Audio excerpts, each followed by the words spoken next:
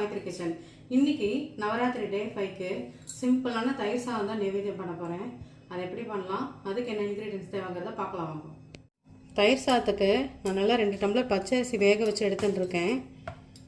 இந்த பக்கம் பார்த்தேன்னாக்க கருவேப்பிலை கொஞ்சம், பச்சை மிளகா கொஞ்சம், இஞ்சி கொஞ்சம் தாளிக்கிறதுக்கு தயிர் எடுத்து வச்சுட்டுருக்கேன், பால் எடுத்து வச்சுட்டுருக்கேன், உப்பு, கடுகு, எண்ணெய், அவ்வளோதான்.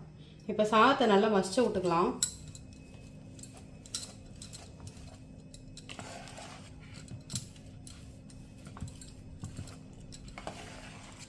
சாதத்தை தயிர் விட்டு கலந்துக்கலாம்.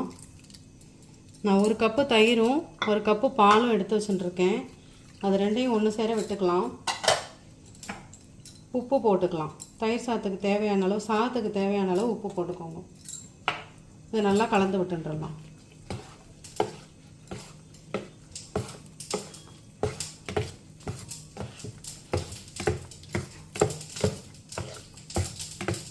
பாலும் தயிரமாக விட்டு பிசைஞ்சாதான் தயிர் சாதம் புளிக்காமல் இருக்கும். அதுக்காக தான் அப்படி பிசைகிறோம். நம்ம சாதத்தை மசிச்சுட்டோம். இந்த பக்கம் கடுகை பொரிய விட்டுக்கலாம். இந்த பக்கம் சாதத்தில் தயிர் பொரியுது. இப்போ இதில் இஞ்சி பச்சை மிளகா சேர்த்துன்ட்டு அடுப்பை ஆஃப் பண்ணிடலாம். ஆஃப் பண்ணிட்டு அதுக்கப்புறமா கருவேப்பிலை போட்டுக்கலாம். நம்ம தாளித்ததை இதில் கொட்டி கலந்து விட்டுக்கலாம்.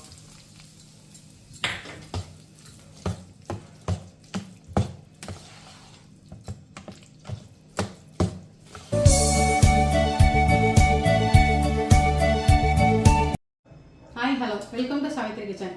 இன்னைக்கு நவராத்திரி டே 5 ஈவினிங் சுண்டல் என்ன பண்ண போகிறோன்னு தான் பார்க்க போகிறோம். இன்னைக்கு தட்டைப்பயிறு சுண்டல் பண்ண போகிறேன். அது எப்படி செய்யலாம், அதுக்கு என்னெல்லாம் இன்க்ரீடியன்ஸ் தேவைங்கிறத பார்க்கலாம். தட்டைப்பயிரை நல்லா ஒரு 3 மணி நேரம் ஊற வச்சுட்டு நல்லா ஒரு 3 விசில் விட்டு உப்பு போட்டு வேக வச்சு எடுத்துட்டுருக்கேன். இங்கே தாளிக்கிறதுக்கு கடுகு, உளுத்தம்பருப்பு, தேங்காய் எடுத்து வச்சுருக்கேன். இங்கே நான் ஒரு பவுடர் பண்ணி வச்சுருக்கேன். இது எப்படின்னா 1 ஸ்பூன் தனியா, 1 ஸ்பூன் ஜீரகம், ஒரு 2 மிளகு, ஒரு 4 வரமிளகா, ஒரு 4 கடலைப்பருப்பு போட்டு வறுத்து பவுடர் பண்ணி எடுத்து வச்சுட்டுருக்கேன். எண்ணெய், இவ்வளோதான் இதுக்கு தேவையானது. நல்லா ஒரு 2 டேபிள் ஸ்பூன் அளவுக்கு எண்ணெய் விட்டுக்கலாம். கடுகு, உளுத்தம்பருப்பு தாளிச்சுக்கலாம். இது நல்லா பொரிஞ்சு வரட்டும்.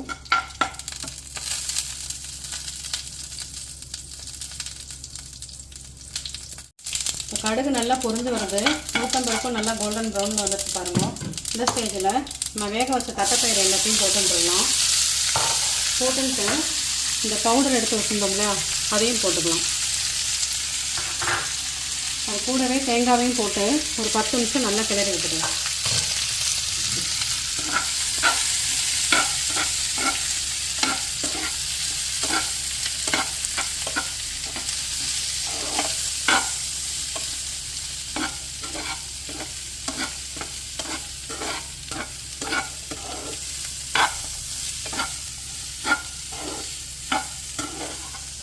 நல்லா கிளறியாச்சு. அடுப்பு ஆஃப் பண்ணிடலாம். சுவாமி நிவேத்தியத்துக்கு தனியாக ஒரு கிண்ணத்தில் எடுத்துக்கலாம். அவ்வளோதான், தட்டைப்பயிறு சுண்டல்.